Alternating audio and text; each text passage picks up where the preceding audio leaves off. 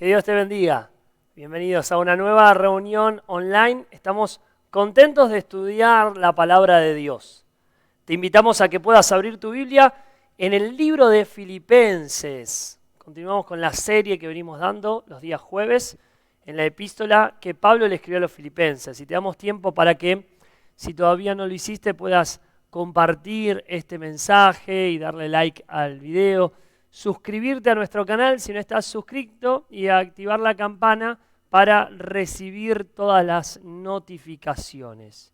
Estamos estudiando Filipenses, estamos en el capítulo 1 y estamos estudiando la introducción que Pablo hace a la epístola, que va desde el versículo 1 hasta el versículo 11 y hemos ido versículo por versículo.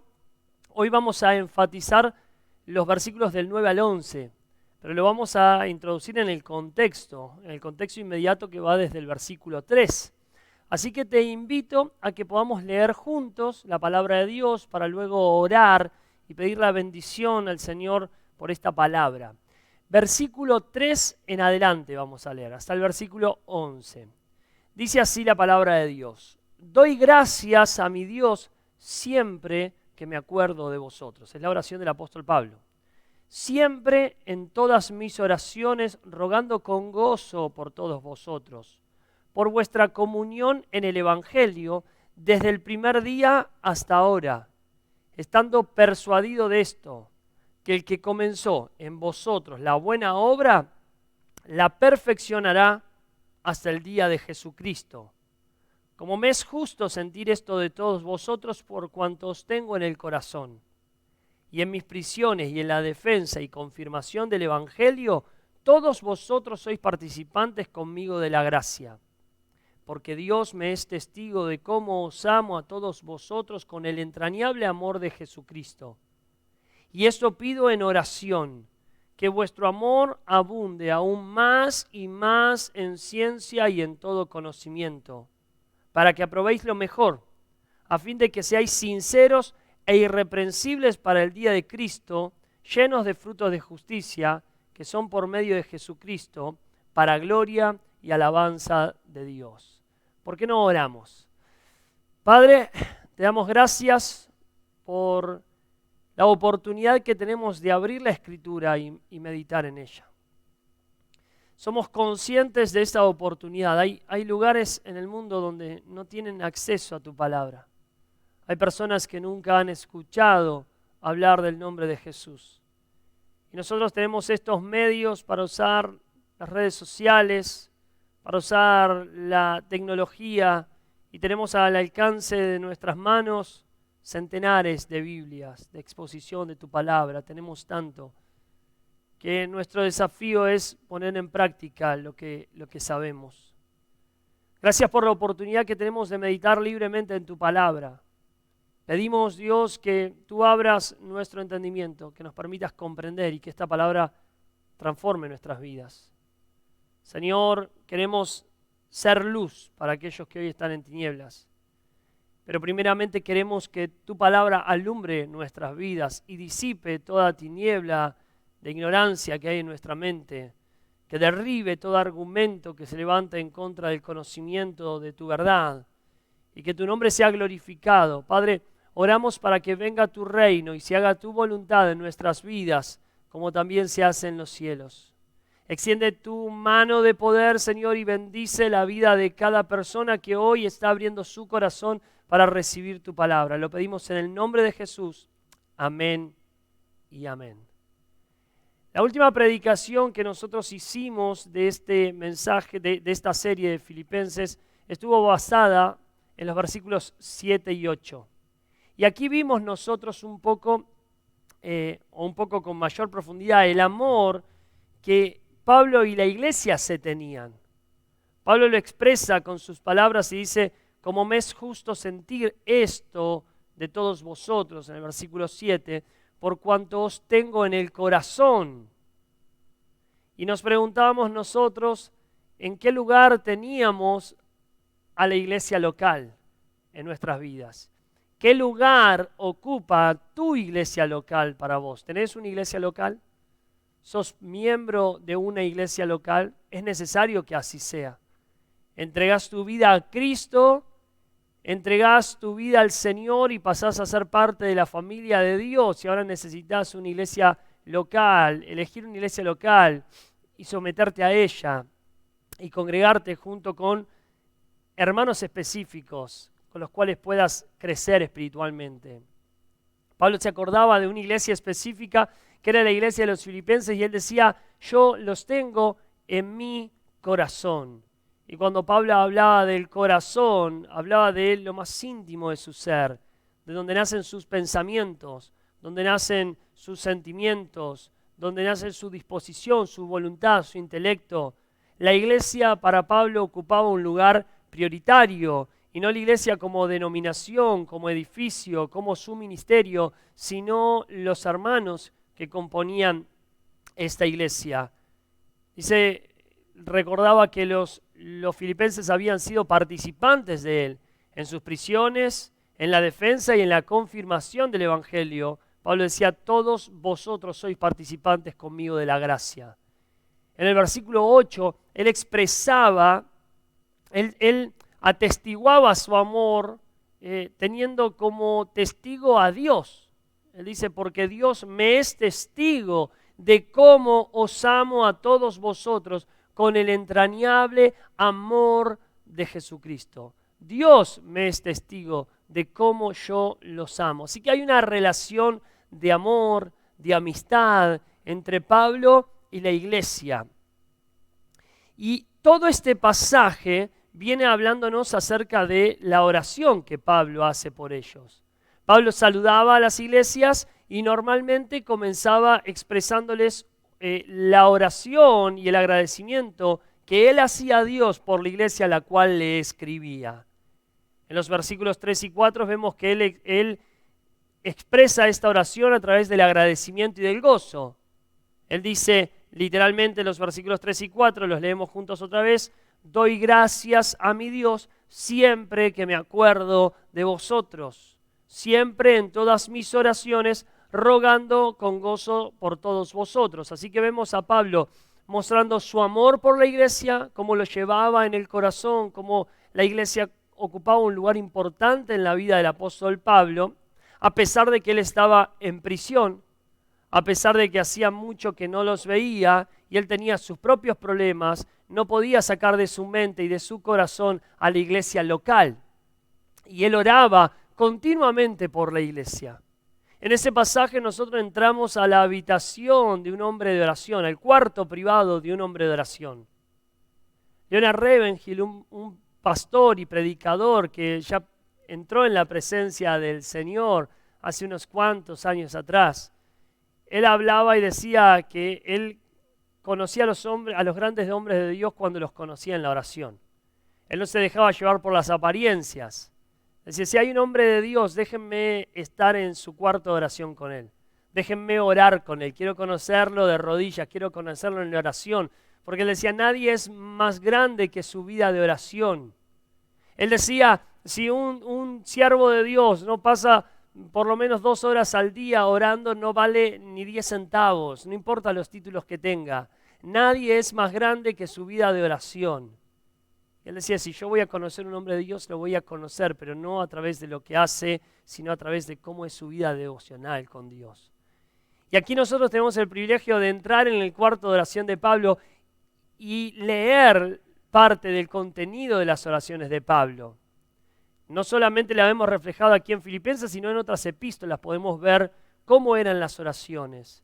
Y está bueno para nosotros tomarlo como un modelo para que nuestras oraciones también sigan estos patrones, para que cuando nosotros oremos también por otras personas, por personas que tenemos bajo nuestra responsabilidad, también podamos seguir esta línea de oración, así como el Señor cuando le enseñó a sus discípulos a orar acerca del Padre Nuestro y lo tomamos como un modelo de oración.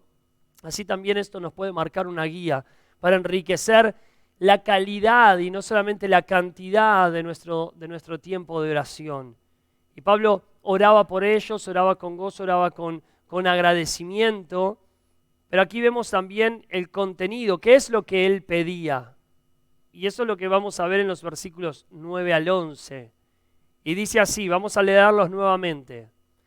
Y esto pido en oración, que vuestro amor abunde aún más y más en ciencia y en todo conocimiento, para que aprobéis lo mejor, a fin de que seáis sinceros e irreprensibles para el día de Cristo, llenos de fruto de justicia que son por medio de Jesucristo, para gloria y alabanza de Dios.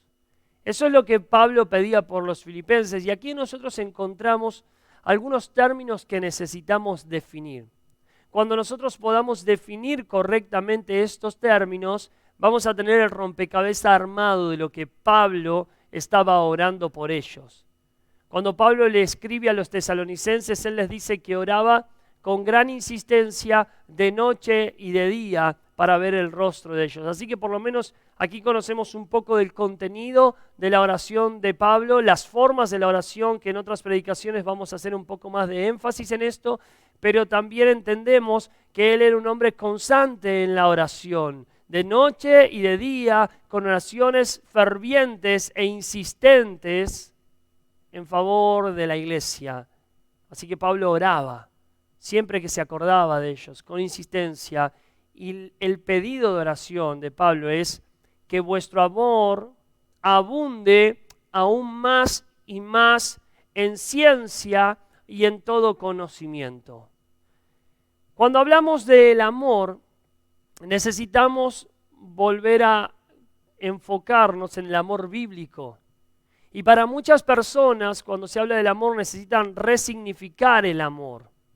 Necesitan desechar el concepto de amor que esta sociedad nos ha inculcado o que el mundo promueve y empezar a adoptar el concepto bíblico del amor. Y aquí el amor al cual Pablo hace referencia es el amor que en el idioma griego se conoce como ágape.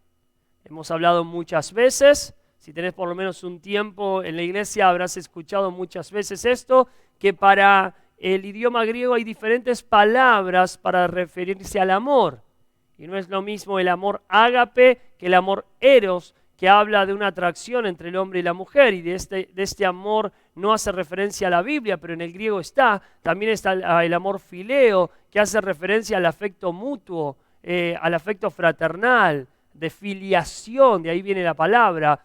Pero cuando hablamos del amor ágape, es el amor que hace referencia al amor de Dios, y más que al amor de Dios, no más que al amor de Dios, sino para ampliar el concepto de a qué nos referimos cuando hace referencia al amor de Dios, tenemos que hablar de el amor perfecto. Y cuando hablamos del amor perfecto, tenemos que ir un poquito más y hablar del amor incondicional, que es el amor que Dios tuvo para con nosotros. Y este amor incondicional es amor que no está centrado en uno mismo, sino que está centrado en el otro. El amor bíblico es un amor abnegado que sirve a la otra persona, tiene como objeto a la otra persona y busca ser de bendición a la otra persona. Ahora, según la palabra de Dios, el amor es lo central en nuestras vidas. En algún momento le preguntaron a Jesús cuál era el mandamiento más importante de las Escrituras. Y el Señor respondió a la pregunta diciendo: el mandamiento más importante de toda la Escritura es amar a Dios sobre todas las cosas y con todo nuestro ser. Y si quieren saber cuál es el segundo mandamiento más importante, es amar a tu prójimo como a ti mismo. En esto se resume la ley y los profetas, dice el Señor.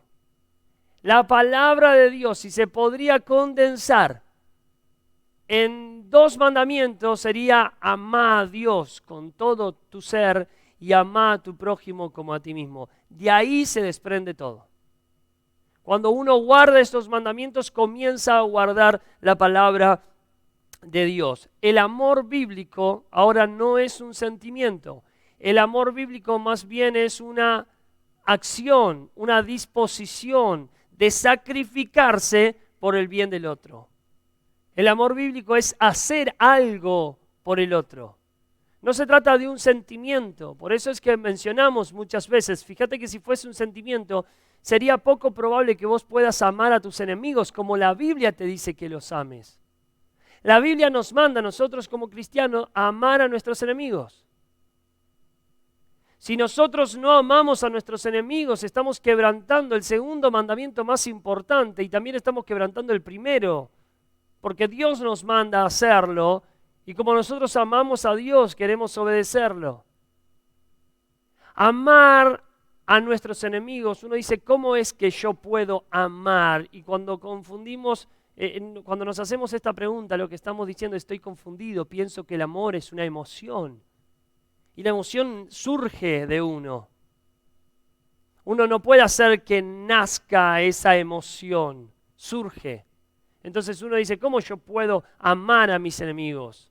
Amo a mi esposa, amo a mis hijos, amo a mis amigos, pero no a mis enemigos. Sin embargo, la Biblia nos presenta un imperativo, tenés que hacerlo.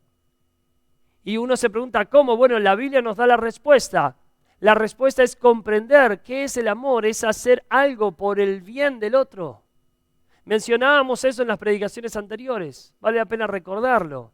La Biblia dice, si tu enemigo tuviera hambre, ¿qué tenés que hacer? Dale de comer. Y si tu enemigo tiene sed, ¿qué tenés que hacer? Dale de beber. Fíjate que es hacer algo por el bien del otro. Es un amor abnegado, es un amor sacrificial, es un amor incondicional en este sentido, en que no importa lo que el otro ha hecho, en este caso se lo presenta como enemigo, uno no tiene en cuenta eso, sino tiene en cuenta el mandato de Dios, que Dios nos mandó a amar. Entonces al que tiene hambre le damos de comer y al que tiene sed le damos de beber. Amar es pensar en el otro.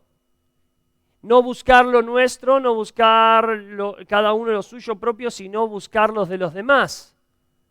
Romanos dice que ni aun Cristo se agradó a sí mismo.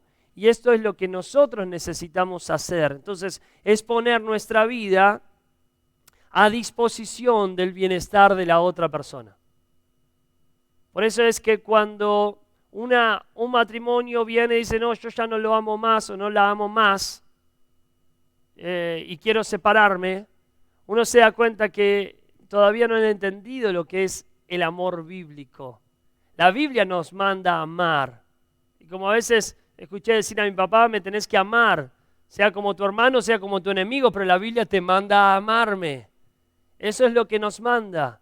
Entonces nosotros necesitamos comprender primero cuál es el significado de los términos según la Biblia y adoptarlos a nuestras vidas.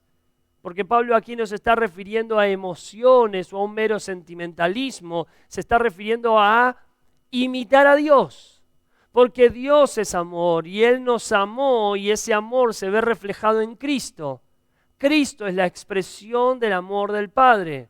De tal manera amó Dios al mundo que ha dado a su Hijo, para que todo aquel que en Él crea no se pierda, sino que tenga vida eterna. Así que subrayamos bien este concepto de amor. Pablo dice que vuestro amor abunde aún más y más.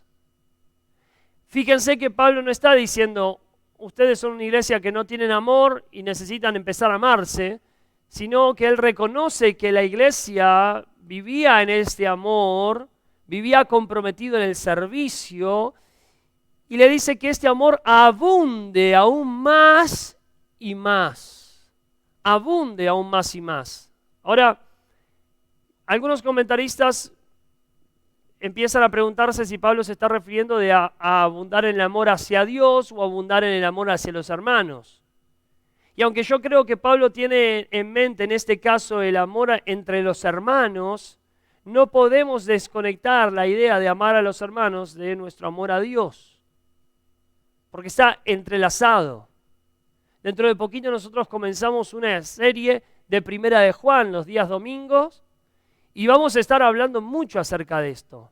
Y vamos a ver cómo el amor que uno tiene que expresar, como así lo vimos en los dos mandamientos más importantes o donde se condensa la palabra de Dios, tiene una orientación tanto vertical como horizontal. Yo amo a Dios y porque amo a Dios, amo lo que Dios ama y amo a mis hermanos. Y cuando yo amo a mis hermanos, también estoy demostrando mi amor a Dios. La palabra de Dios nos enseña que estas ideas no pueden estar desconectadas. No podemos amar a Dios y odiar a nuestros hermanos. No podemos amar a Dios y no amar a nuestros hermanos. Está entrelazado. Yo amo a Dios y amo a mis hermanos. Mi unión con los hermanos es una unión triple. Estoy unido en Cristo.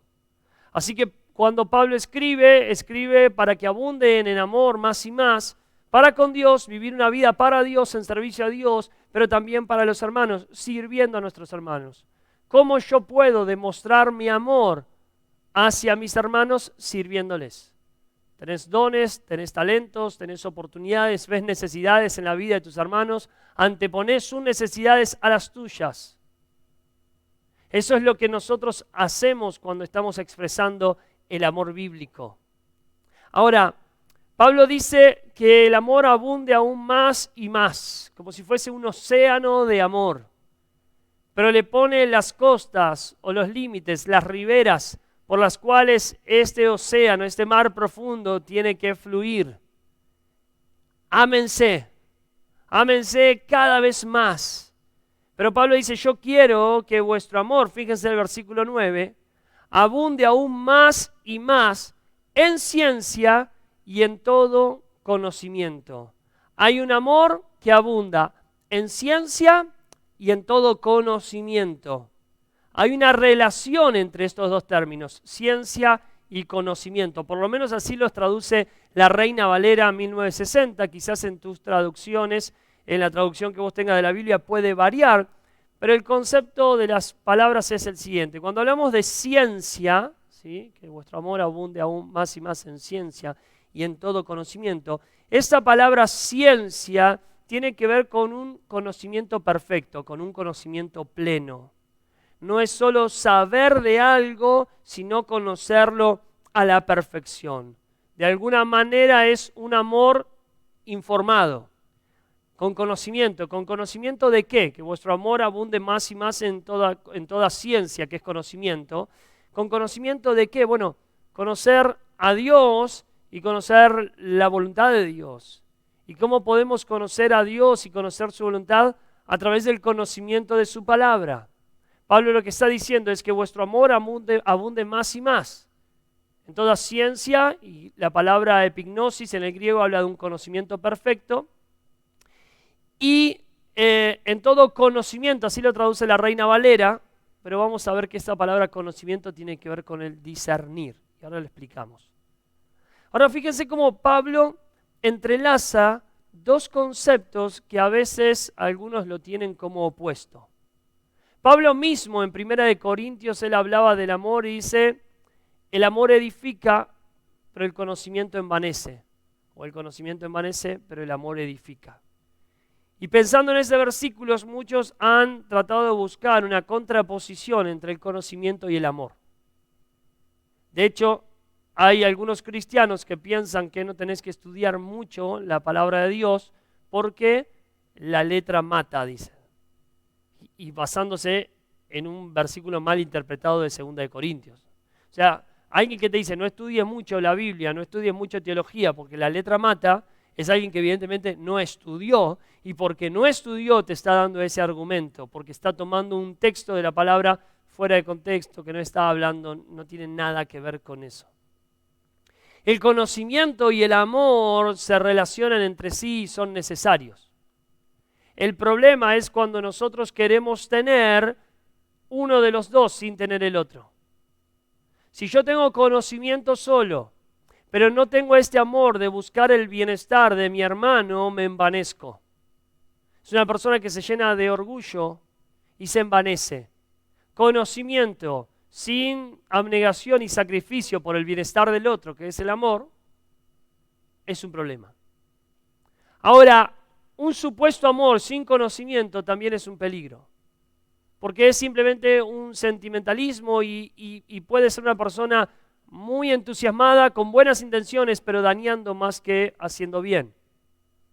¿Ustedes qué piensan de Pedro cuando le dijo a Jesús, Jesús, ¿para qué vas a ir a Jerusalén? ¿Para qué te van a matar? Vamos por otros lugares para seguir predicando.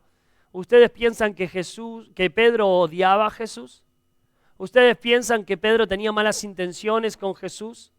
¿Que quería hacerlo pecar a Jesús? Pedro tenía buenas intenciones. Pedro amaba a Jesús y quería protegerlo, quería cuidarlo. Pero ¿qué es lo que le dijo Jesús? Apártate de mí, Satanás. Vos, Pedro, no sabés lo que estás haciendo. Estás siendo influenciado por el mismo Satanás. Me estás haciendo poner la mira en los ojos de los hombres y no en las cosas de Dios. Apártate de mí. La intención de Pedro era buena. Él venía con esmero y con dedicación, pero le faltaba conocimiento. Le faltaba conocer la voluntad del Padre. Si él hubiera conocido en ese momento la voluntad del Padre, él no hubiese hecho lo que hacía. Y hay gente que se maneja en la vida con buenas intenciones. Hay gente que está todo el día con la filosofía de que hay que amar a los demás. Genial, sí, tenés que amarlo, pero amarlo de acuerdo a los parámetros bíblicos.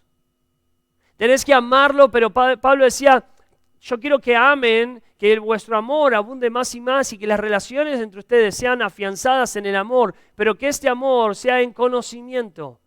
Conociendo cuál es la voluntad de Dios, conociendo la palabra, conociendo a Dios y llevando esa palabra a la práctica. En ciencia, que es conocimiento, y en todo conocimiento. La palabra conocimiento que aparece en el versículo 9 es una palabra que aparece por única vez en el Nuevo Testamento. No vuelve a aparecer esta palabra en el idioma griego. Y tiene que ver con discernir, ¿sí? Tiene que ver con la capacidad de distinguir, tiene que ver con una percepción espiritual. Algunos hasta hacen referencia al sentido común. Tiene que ver con no solamente conocer la palabra de Dios, sino también saber cómo aplicarla en situaciones particulares. Hay muchas áreas grises en nuestra vida. Hay cosas que la Biblia nos enseña, esto hacé y esto no hagas. Pero hay entre el medio, entre el blanco y el negro, algunas áreas de la Biblia donde no se nos dice si está bien o está mal. Y Pablo dice, todo me es lícito, pero no todo me conviene. Todo me es lícito, pero no todo me edifica. Y yo puedo conocer mucho de doctrina, puedo conocer mucho de la palabra de Dios, pero tengo que tener la sabiduría, el discernimiento, la capacidad de poder poner en práctica esas enseñanzas, de poder poner en práctica todos los conceptos que yo he adquirido en el día a día y en situaciones específicas, aún a la hora de tomar decisiones. Eso es lo que Pablo oraba. Yo quiero que ustedes abunden más y más en amor, que su amor abunde más y más, el servicio uno al otro, que se prioricen el uno al otro, pero que lo hagan esto con toda ciencia, con el conocimiento pleno de qué es lo que Dios quiere, de la voluntad de Dios, y que lo hagan con discernimiento. Ahora, ¿por qué Pablo oraba por esto?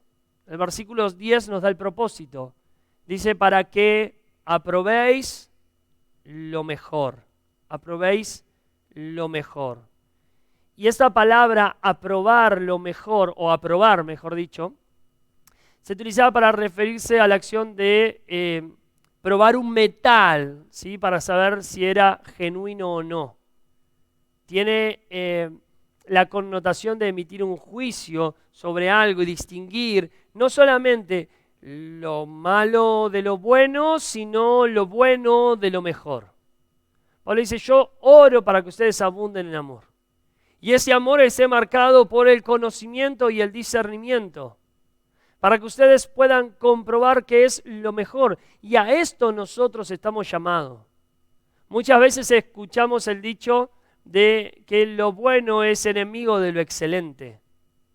Y a veces tenemos un espíritu conformista y tratamos de conformarnos con lo justo y necesario. Hay gente que a veces trata de vivir, cristianos que tratan de vivir su santidad en los niveles más bajos posible y todavía no seguir siendo pecadores. Pero esa gente que está todo el día preguntando, ¿puedo hacer esto? ¿Esto es pecado? ¿Puedo hacer esto sin pecar? y está tratando de buscar los límites. ¿Hasta dónde puedo seguir acercándome al límite, pero todavía mantener mi santidad? Y como decía un pastor, uno tiene que saber cuáles son los límites para disparar para el otro lado. Y uno tiene que saber cuáles son los límites para andar lo más lejos de ello. Si uno está todo el día tratando de estar en el límite, lo que está mostrando es que en realidad su corazón ya se pasó el límite para el otro lado.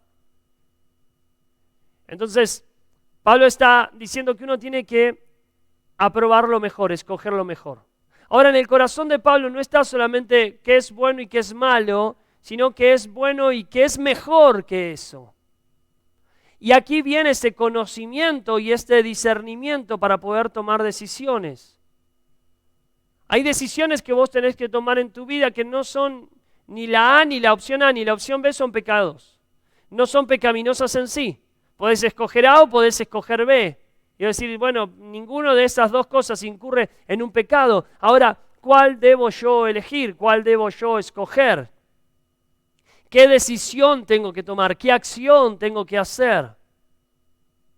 Pablo, por ejemplo, había escogido en Corinto no recibir sostén económico de la iglesia.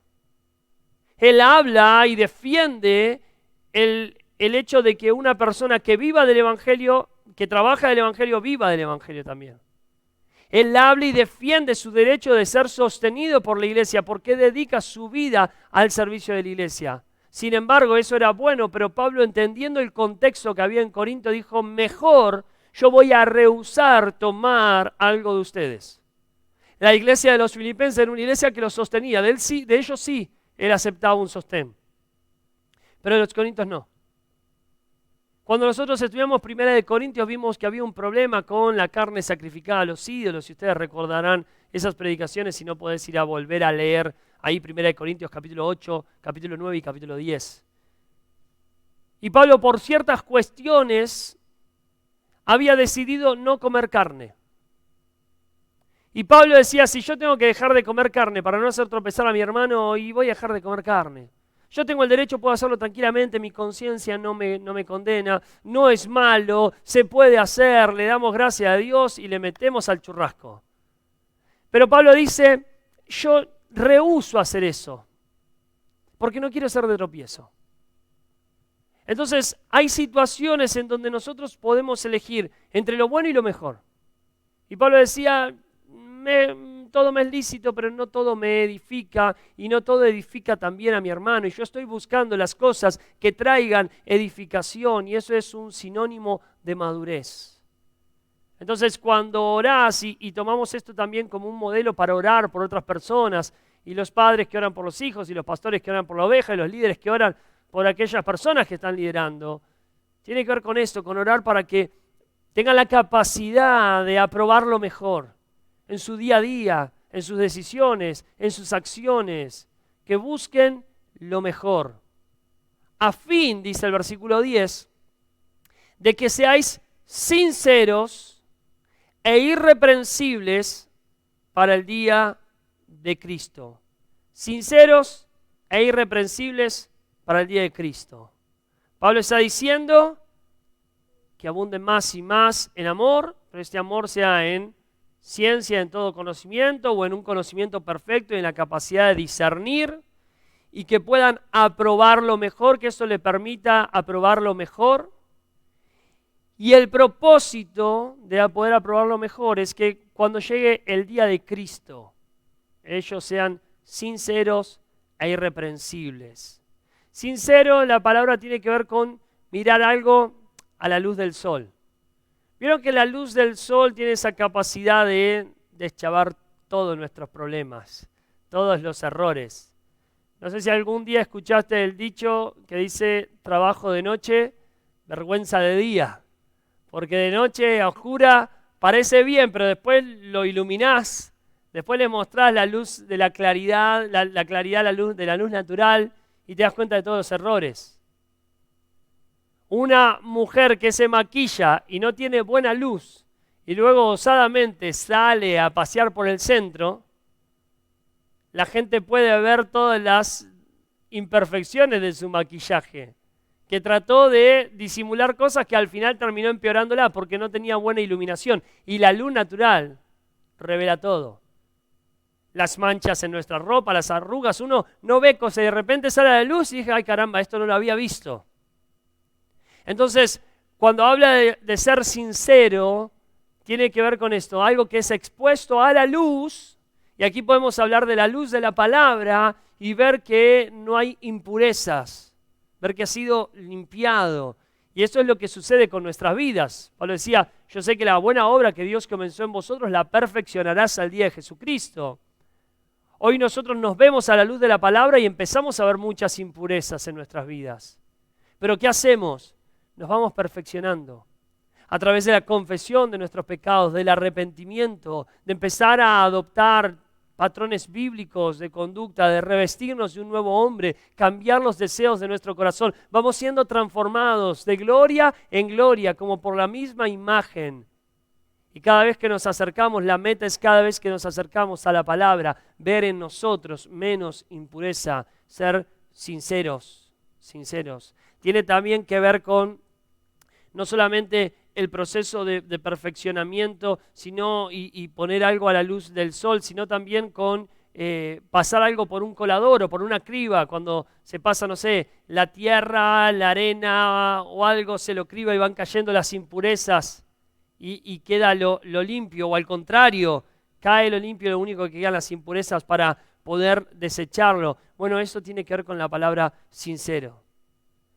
Ahora, no solamente dice sincero, sino también irreprensible. Y la palabra que en el idioma griego se tradujo aquí como irreprensible puede tener dos acepciones, si está en voz pasiva o en voz activa, y tiene que ver con el tropezar o hacer tropezar. La palabra puede significar no haciendo tropezar a otros o no siendo de tropiezo para otras personas, y puede tener que ver con el testimonio personal de uno. Uno es irreprensible porque no hay de qué reprenderlo, porque no ha hecho tropezar a otros o porque también no ha tropezado uno mismo. La palabra tiene la idea de llegar a destino propuesto sin ningún contratiempo, es decir, ilesos, sin lecciones o obstáculos en el camino. Y de ahí es que la palabra muchas veces se traduce como indemne o sin tacha, irreprensible. Irreprensible no es que no se lo pueda reprender. Yo soy irreprensible, a mí nadie me puede reprender, a mí nadie me puede corregir. Sino que cuando vos lo mirás a la luz del sol, no encontrás algo para qué reprenderlo. Obviamente, volvemos a lo mismo, este es el proceso en el cual nosotros estamos y estamos creciendo en esta gracia. Y no siempre el tiempo de iglesia corresponde al tiempo de crecimiento, pero tendría que ser así. Cuanto más tiempo estamos expuestos a la palabra de Dios, a los medios de gracia que Dios nos dio para hacernos crecer, nosotros cada día tendríamos que ir mostrando este carácter irreprensible y sincero para el día de Cristo. Fíjense que Pablo vuelve a mencionar el día de Cristo. En el versículo 6, él había dicho que estaba persuadido de esto, que el que comenzó en vosotros la buena obra, la perfeccionará hasta el día de Jesucristo. El día de Jesucristo. Y aquí en el versículo 10 dice, para que aprobéis lo mejor, a fin de que seáis sinceros e irreprensibles para el día de Cristo. Así que tenés la frase, el día de Jesucristo en el versículo 6, y el día de Cristo en el versículo 10. Y esto nos permite a nosotros ver la perspectiva escatológica que tenía Pablo. Cuando hablo de escatología estoy hablando de los acontecimientos futuros. Pablo tenía en mente la venida de Cristo. El día de Cristo es cuando Cristo vuelva por segunda vez. Hay muchas cosas que implican el día de Cristo o lo que sucederá en el día de Cristo. Pero ciertamente en ese día nosotros vamos a estar parados frente al tribunal de Cristo. Nuestra vida será juzgada no en el sentido del juicio de nuestra salvación, que para nosotros los cristianos fue realizado en la cruz del Calvario, sino donde nos van a dar las recompensas de acuerdo a cómo hemos vivido nuestra vida cristiana. En ese momento en el cual nosotros estemos parados frente a Cristo, Pablo dice, yo quiero que ustedes lleguen sinceros e irreprensibles, que estén preparados para la venida de Cristo, que estén preparados para presentarse delante del esposo y que la iglesia sea como una esposa ataviada con un vestido decoroso, sin mancha y sin arruga, un vestido glorioso, se va limpiando y purificando. Y esa es la oración, que ellos puedan aprobarlo mejor y que sean sinceros e irreprensibles, con la mirada puesta en las cosas de arriba, con la mirada puesta en el futuro que nosotros tenemos en Cristo, con la conciencia de saber que un día estaremos parados delante del Señor y tendremos que rendir cuentas. Rendiremos cuentas al Señor de todo lo que hemos hecho, de todo lo que hemos dicho, de nuestras motivaciones, de nuestros pensamientos, de nuestras acciones, de cómo hemos vivido, de acuerdo a las oportunidades que hemos tenido, a la preparación que hemos tenido. La Biblia dice que al que mucho se le dio, mucho se le volverá a pedir. Y Pablo está ya llegando prácticamente al final de su vida. Él está encarcelado y él está transitando sus últimos años en esta tierra. Él sabe que no le queda mucho tiempo de vida. Y lo que está en su corazón y en su mente es ese momento en cuando Él se va a presentar ante Cristo, pero no solamente cuando Él se va a presentar ante Cristo, sino también cuando la iglesia lo va a hacer. Y Él dice que a los colosenses le decía que Él trabajaba con toda la potencia de la fuerza que el Señor le había dado para presentar ante Cristo Jesús perfecto a todo hombre. Esa era la meta de Pablo. Es como cuando la novia entra al altar y entra con su vestido y ahí está la persona encargada de hacer que la cola del vestido y el vestido esté prolijo y vemos que le va enderezando el vestido y lo prepara para que cuando el novio la reciba reluciente, resplandeciente. Bueno, eso era lo que Pablo sentía, su llamado, de preparar a la iglesia, que la imagen de Cristo sea formada en ellos para que cuando se presenten relucientes. Y en los términos que aquí presenta es sinceros e irreprensibles para el día de Cristo. Y el versículo 11 dice, llenos de fruto de justicia que son por medios de Jesucristo para gloria y alabanza de Dios. Lleno de frutos de justicia. Cuando hablamos de frutos de justicia estamos hablando de la imagen de Cristo en nosotros, para tratar de hacerlo lo más simple posible. Quizás Pablo tenía que en mente la enseñanza de Jesús. Yo soy la vid, ustedes son los pámpanos, ustedes son las ramas. Separado de mí nada podéis hacer. El que permanece en mí lleva fruto. Este fruto es un fruto de justicia. La justicia es el carácter de Cristo, el fruto del Espíritu en nuestra vida.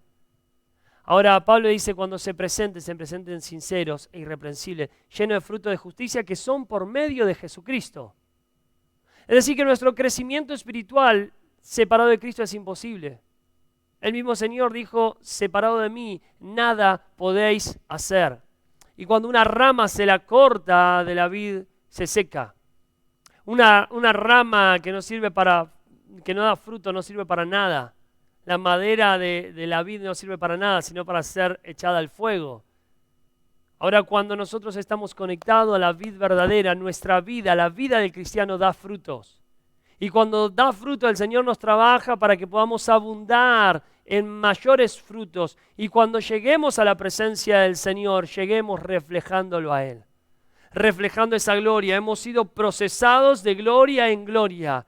Y hemos manifestado nosotros la imagen de Cristo. Dios ha empezado una buena obra en nosotros y con el tiempo la ha ido perfeccionando.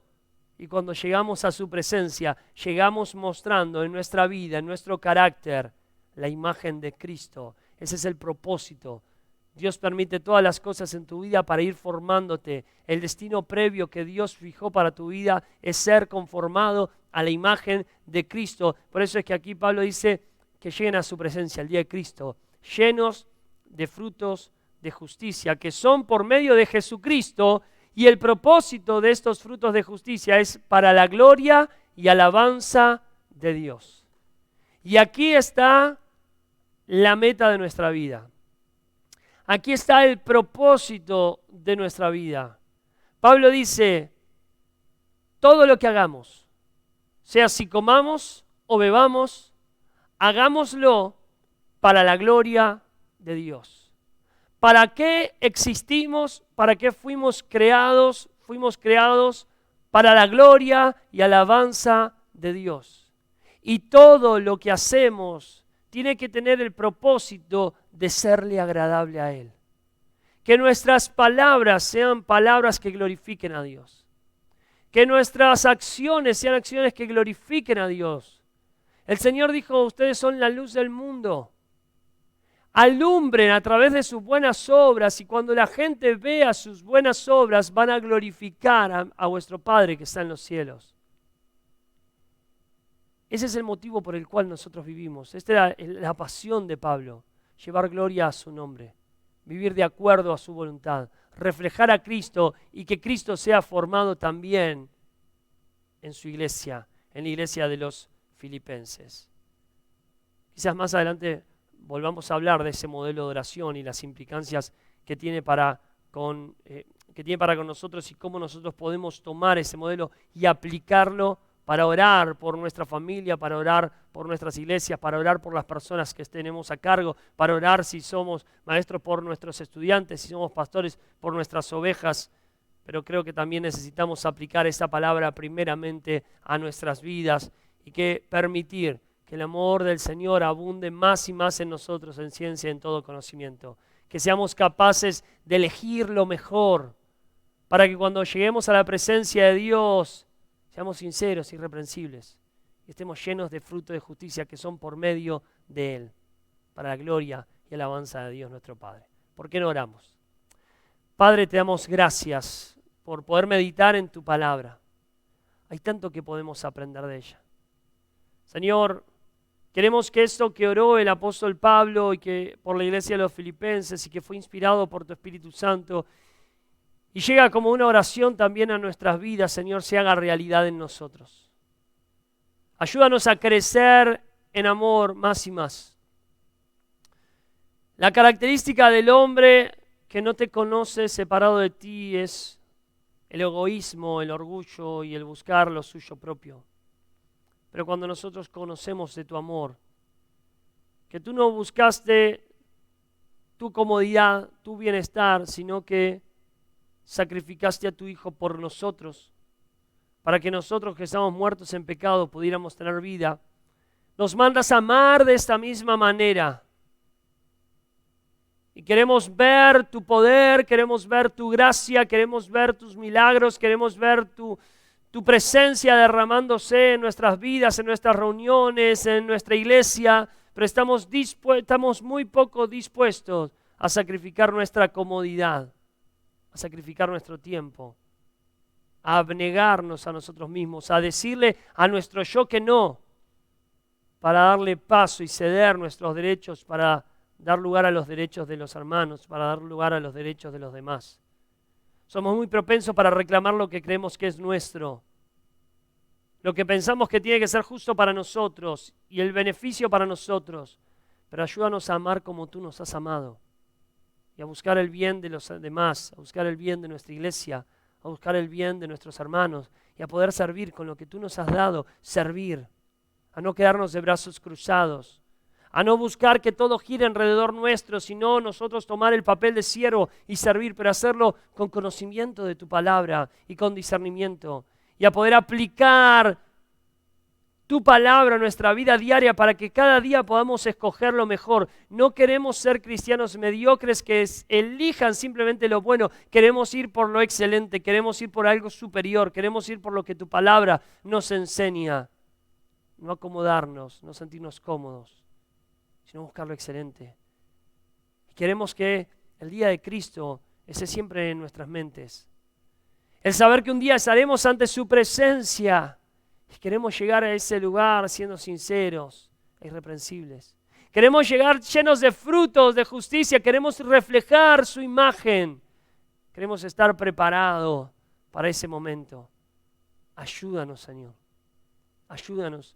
Que tu Espíritu Santo pueda traer luz a nuestras vidas Y a medida que estamos meditando en este pasaje y cuando transcurran las siguientes horas, que tu Espíritu Santo pueda mostrarnos aquellas cosas las cuales hoy no estamos mostrando sinceridad. Que al reflejarnos a la luz de tu palabra, Señor, nosotros hoy veamos aquellas cosas que a ti no te agradan y podamos cambiarlas y ser transformados. Lo pedimos en el nombre de Jesús y te damos gracias, Padre. Amén y amén. Iglesia, es un placer poder compartir la palabra de Dios. No te olvides de suscribirte a nuestro canal, darle like a ese video y compartirlo con otras personas para que la palabra de Dios pueda seguir corriendo y ser glorificada. Que Dios te bendiga.